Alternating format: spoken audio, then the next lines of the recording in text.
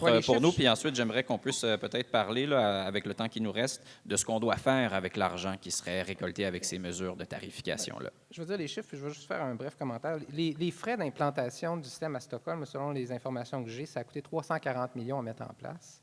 Ça rapportait en 2008, c'est les chiffres que j'ai, 129 millions, et ça avait des frais d'exploitation de 65 millions pour générer 129. La résultante, c'est que ça n'a pas généré tant d'argent pour investir dans les infrastructures de transport en commun. Alors, simplement pour dire, quand on va parler d'utilisation, que le système n'est probablement pas la meilleure façon de lever de l'argent. Je veux juste revenir sur ces commentaires qui étaient dits tantôt.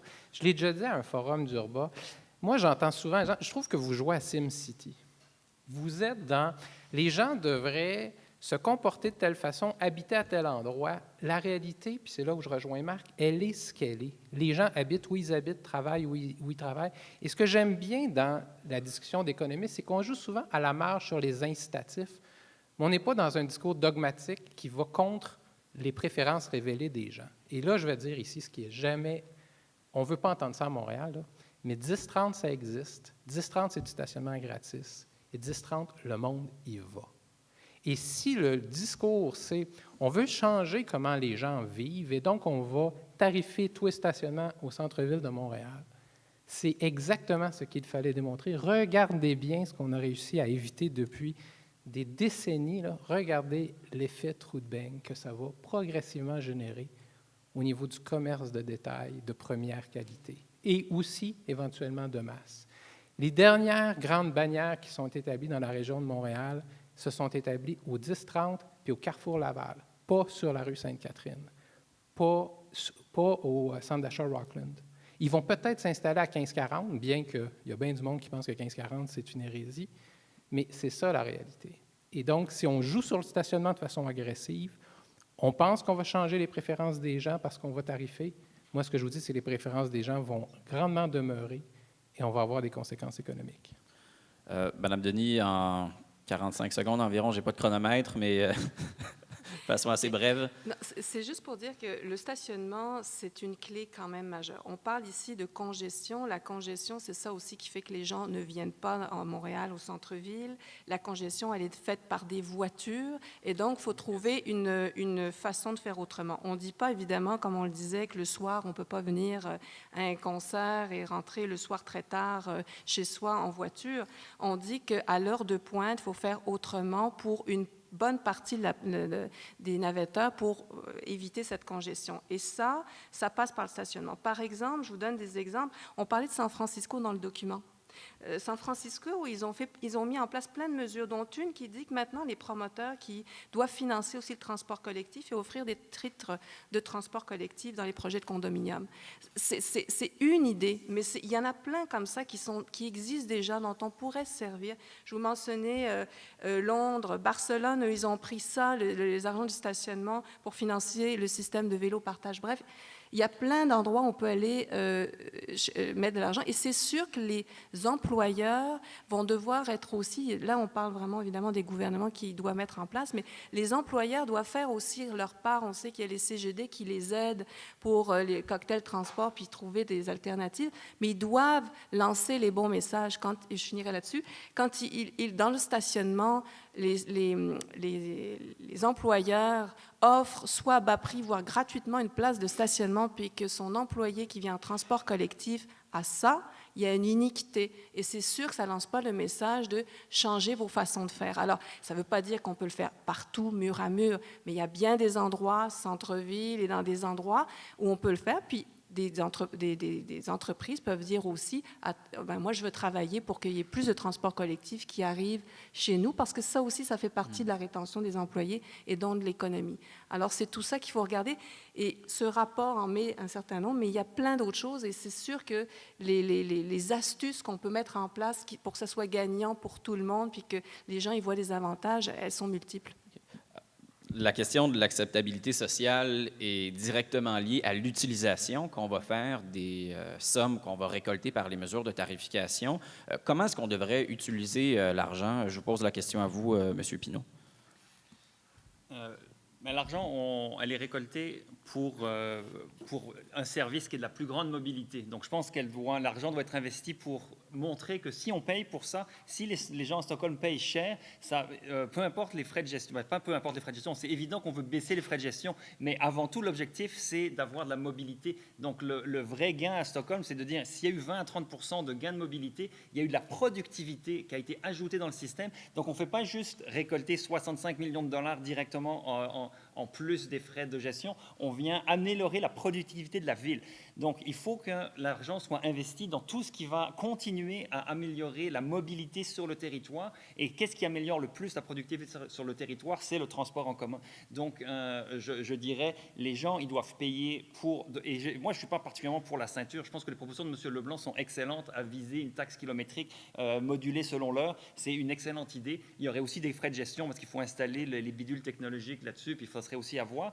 Mais c'est vers ça. Et donc, l'argent doit être réinvesti vers ce qui améliore la mobilité parce que c'est ça que les gens veulent. Et il faut que le message soit clairement, si vous payez davantage, c'est pour avoir un meilleur service. Ce service, c'est une meilleure mobilité. Mais à l'heure actuelle, l'argent, sauf erreur, de ces mesures-là va dans le fonds vert, dont l'utilisation est contestée. Un petit commentaire rapide là-dessus, parce que je sais que vous êtes déjà prononcé sur le sujet. Est-ce que ça vous rassure que l'argent aille là ou est-ce qu'on devrait le canaliser plus directement vers le transport en commun? C'est évident que la société québécoise et le gouvernement québécois a des grandes améliorations à faire dans la gestion des fonds du fonds vert. Pour le transport en commun. Donc là, il y a des devoirs à faire. On souhaite que le gouvernement québécois soit en mesure de faire le ménage dans sa gestion du fonds vert. Le vérificateur du Québec est plusieurs fois revenu là-dessus et il y a des problèmes assez graves. Et ça va devenir un problème vers quand les montants récoltés à travers les ventes aux enchères sur les droits d'émission dans le marché du carbone, les montants, il y a déjà 750 millions de dollars qui ont été versés au fonds vert. Il y en aura davantage dans les années à venir. C'est évident qu'en tant que contribuable, en tant que payeur, on a le droit de se questionner et le gouvernement se pèle des problèmes en avant parce que quand ça va être de plus en plus connu, on va se rendre compte que c'est mal utilisé, mais ça peut être bien utilisé. Monsieur Leblanc, sur l'utilisation des fonds qui seront ramassés.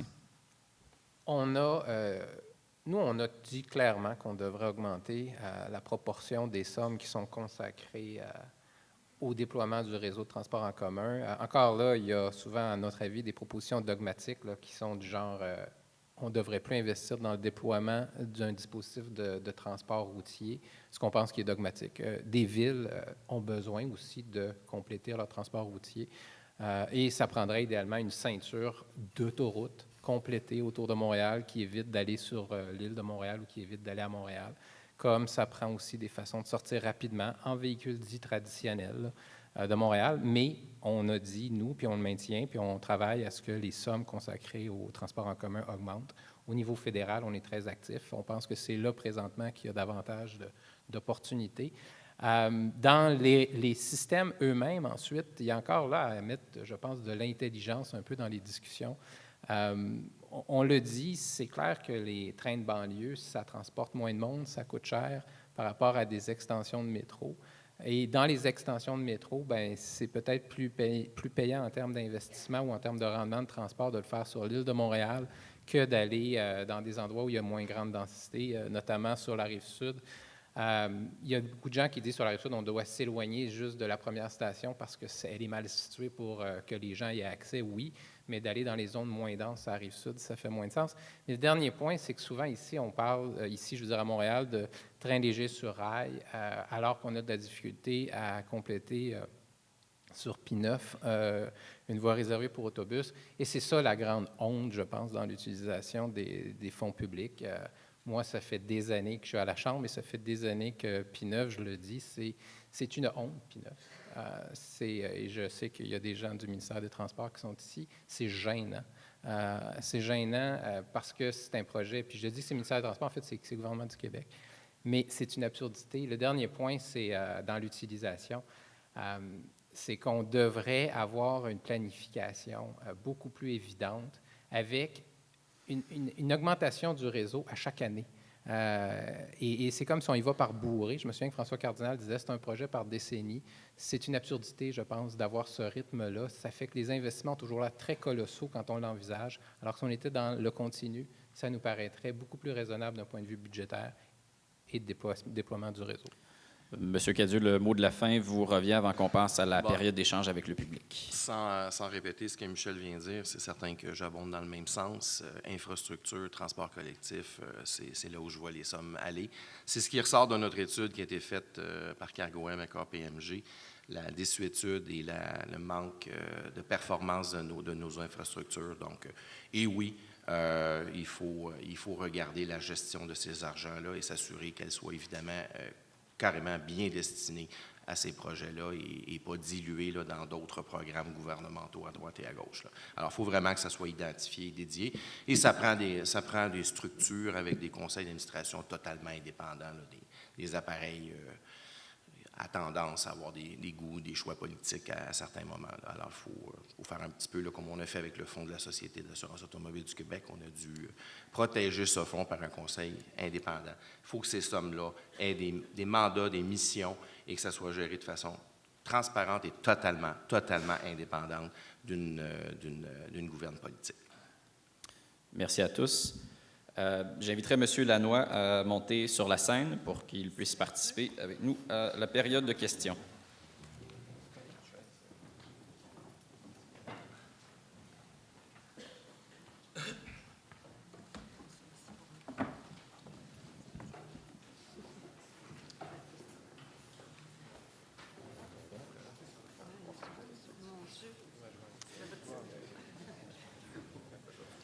Donc, on a un micro pour poser des questions. Je vois que plusieurs l'ont déjà trouvé. Je vous inviterai à être relativement concis dans vos questions et, si possible, à indiquer à qui votre question s'adresse pour qu'on puisse faciliter les échanges. Monsieur, c'est à vous. Oui, merci. Je suis Peter McQueen, conseiller de ville de Notre-Dame-de-Grâce, un quartier dans l'ouest de Montréal, quand même assez motorisé.